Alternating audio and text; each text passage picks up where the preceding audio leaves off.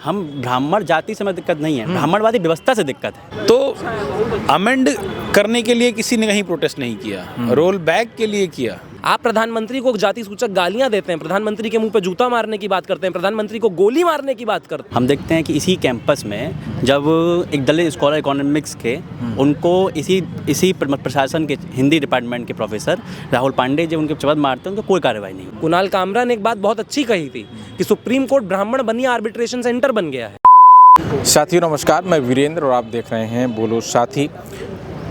EGC act आया जिसको लेकर के पूरे देश में विरोध प्रदर्शन हुआ, जिसको देखते हुए सुप्रीम कोर्ट में उसकी सुनवाई हुई। सुनवाई तो नहीं कहेंगे, एक पक्षीय कार्रवाई होकर के और उसको रोक दिया गया। हमारे साथ लखनऊ विश्वविद्यालय के तमाम छात्र मौजूद हैं, उनसे बातचीत करने का प्रयास करेंगे कि उसमें क्या ऐसे कारण रहे कि उस पर रोक लगा दी गई। सबसे पहले अपना नाम बता दीजिए। मेरा नाम शांतम निधि है, मैं लखनऊ विश्वविद्यालय का एक छात्र हूँ। ईजीसी एक्ट आया, अब उस पर रोक लगा दी गई है, क्यों रोक लगा दी गई, कुछ उसके बारे में बताएं। देखिए 15-20 मिनट का एक वीडियो यूट्यूब पे आया था हियरिंग का, और उसमें सुप्रीम कोर्ट के जो वकील हैं जो रेगुलेशन के खिलाफ आर्ग्यू कर रहे थे, उनका आर्ग्यूमेंट ये था कि भेदभाव, उत्पीड़न, डिस्क्रिमिनेशन स्पेसिफिक सामाजिक तबकों के साथ नहीं होता है और वो किसी के साथ भी हो सकता है और ऑल एनकंपासिंग होता है। अब देखिए हम विश्वविद्यालय में खड़े हैं, पीछे बाबा साहेब अम्बेडकर की मूर्ति है, बगल में संविधान स्थल लिखा है। अगर डिस्क्रिमिनेशन ऑल एनकंपासिंग है तो संविधान के अंदर जो स्ट्रक्चर्स मौजूद हैं, gender, sex, caste, class, language, जो आधार बनाए गए, वो आधार क्यों बनाए गए?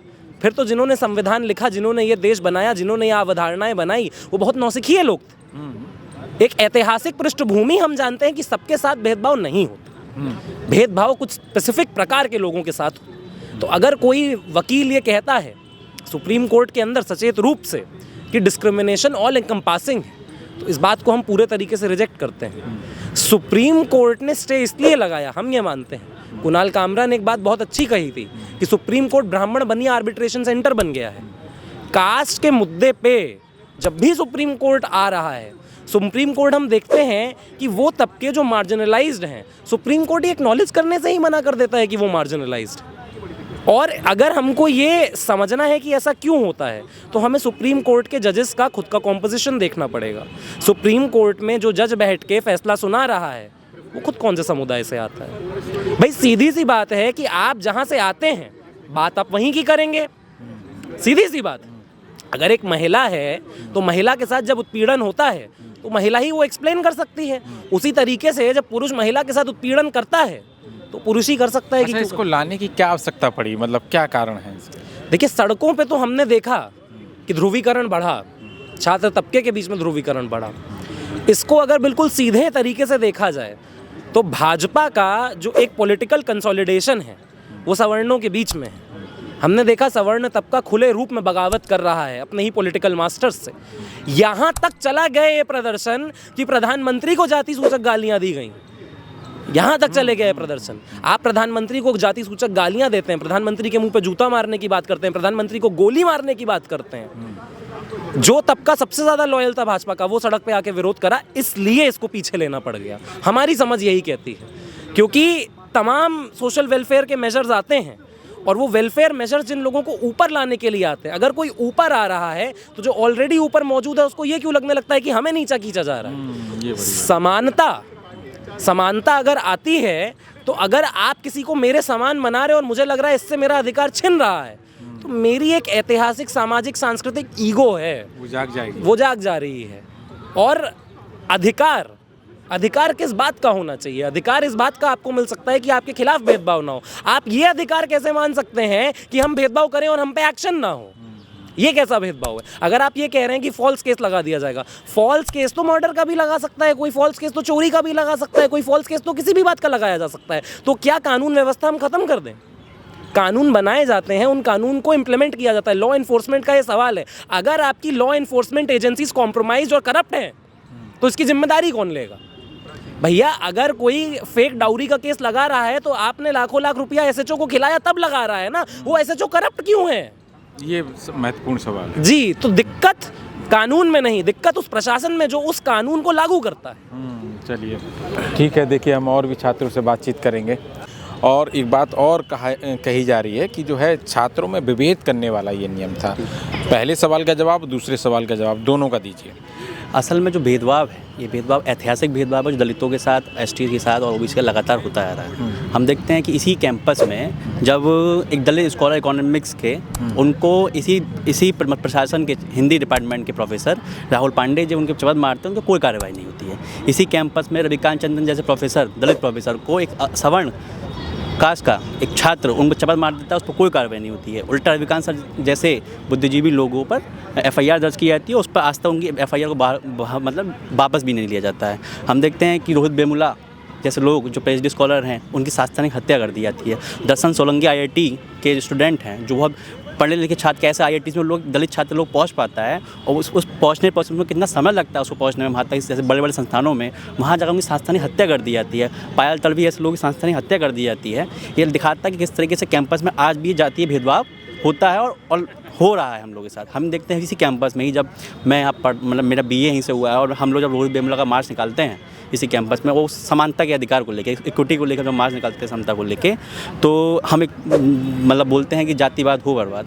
इसी कैंपस में कुछ एबीवीपी के गुंडे, एबीवीपी के छात्र हमारे ऊपर हमला करते हैं कि तुमने ये जातिवाद, ब्राह्मणवादी बात कैसे बोली। हम कहते हैं हम ब्राह्मण को हम गाली नहीं दे रहे हैं, इसमें हम ब्राह्मणवादी व्यवस्था के खिलाफ लड़ रहे हैं। वो सोचते हैं कि हम लोग ब्राह्मणों के खिलाफ हैं। ये भी बहुत बड़ा सवाल उठता है कि जब आप जो है कहते हैं कि ब्राह्मणवाद का जो है नाश हो, तो वो कहते हैं कि हमें गालियां दी जा रही हैं। हम ब्राह्मण जाति से में दिक्कत नहीं है, ब्राह्मणवादी व्यवस्था से दिक्कत है। अब वो आप ब्राह्मण जाति पैदा हुए आपकी, मतलब वो तो एक तो प्राकृत, वो तो उनका कोई हाथ नहीं था, वो तो पैदा हुए। बट जो स्ट्रक्चर, जो ब्राह्मणवादी स्ट्रक्चर है, हम उसको जो जिसमें सामाजिक संरचना को बनाया गया है, जिसमें वर्गों को बांटा गया है, जैसे कि शूद्र, ब्राह्मण, ये सब जो बनाया गया स्ट्रक्चर, मतलब वर्णाश्रम व्यवस्था जो बनाई गई है, हम उसके खिलाफ ये जो बात है कि पूरा ब्राह्मण का स्ट्रक्चर जिसमें महिला का भी उत्पन्न होता है, एससी का भी उत्पन्न होता है, ओबीसी, एसटी सबका उत्पन्न होता है, उसके खिलाफ ये बात है, ना कि ये जाति विशेष के बात हम लोग ये बात करते हैं। उनकी तरफ से ये आर्गूमेंट दिया जा रहा था कि जो है छात्रों को बांटने वाला ये कानून, ये छात्रों को बांटने का कानून नहीं है।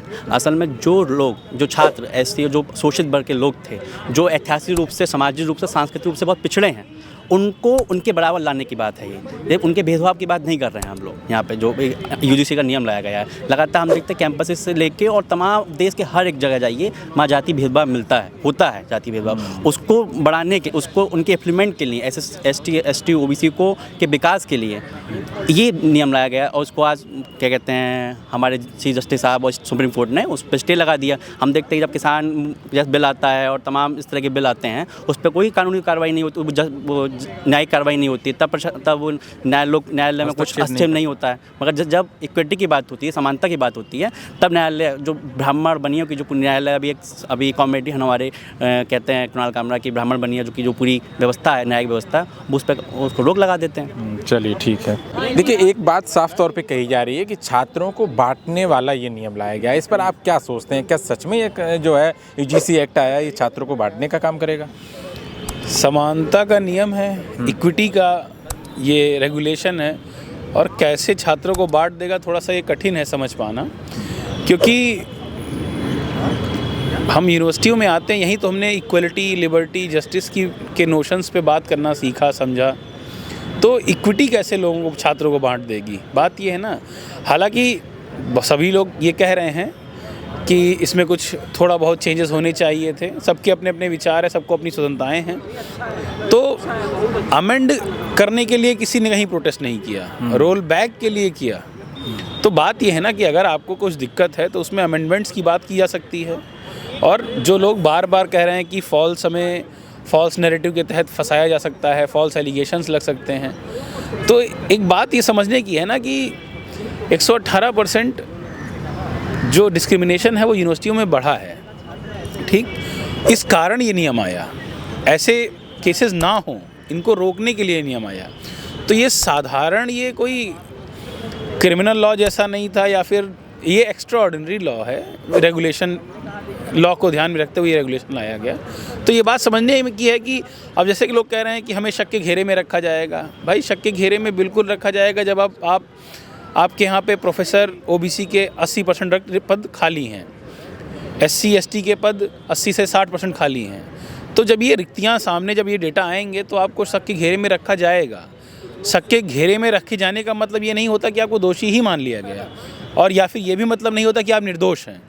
आपने अपने मुताबिक अपनी संभावनाओं को ले रहे हैं। आपको लग रहा है मुझे दोषी माना गया, हम कह रहे हैं कि आप निर्दोष हैं, उसको प्रूफ कर लीजिए, साधारण सी बात है। तो इसमें इतना चिल्लगुहार करने की ज़रूरत नहीं थी, क्योंकि आप देखिए सुप्रीम कोर्ट का रोल अगर देख लीजिए, अभी सारिका पासवान जो आरजेडी की प्रवक्ता है, उन्होंने कहा कि 65% आरक्षण को लेकर के कोर्ट में जो मुद्दा है वो अभी तक बस खाली लंबित है। और करंट सिनेरियो में ये अभी 13 तारीख का रेगुलेशन आया, उस पर इतनी चिल्लगुहार मची कि उसको रोल बैक स्टे कर दिया गया अभी। अब देखते हैं 19 मार्च को क्या कोर्ट कहता है, क्या करता है। बात ये भी हमें समझने की है। तो क्या जरूर मतलब ये भी तो हो सकता है कि एक लाइन जोड़ देते, क्या दिक्कत है उसमें? नहीं, बिल्कुल ये लाइन जोड़ देते। अब उस पर बात तो भाई सरकार ले आई है ना नियम। हम भाई सरकार आपकी, तंत्र आपका, रेगुलेशन आपका, विरोध आपका।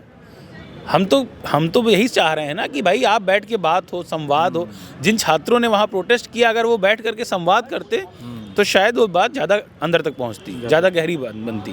तो देखिए, जिस तरह से हम लखनऊ विश्वविद्यालय के छात्रों से बातचीत कर रहे थे और जानने का प्रयास किया कि यूजीसी एक्ट आया, उसके बाद तमाम पूरे देश से आंदोलन आपने देखे। जो सवर्ण तबका है, सामान्य वर्ग है, उसकी तरफ से तमाम आंदोलन हुए, जिसको देखते हुए सुप्रीम कोर्ट को खुद इसमें हस्तक्षेप करना पड़ा और उस पर जो है रोक लगानी पड़ी। अब अगली जो कार्रवाई है वो 19 मार्च के लिए होनी है। आगे देखते हैं क्या कुछ होता है। तो अगली सुनवाई 19 मार्च के लिए है, उसके बाद हम इस पर करेंगे।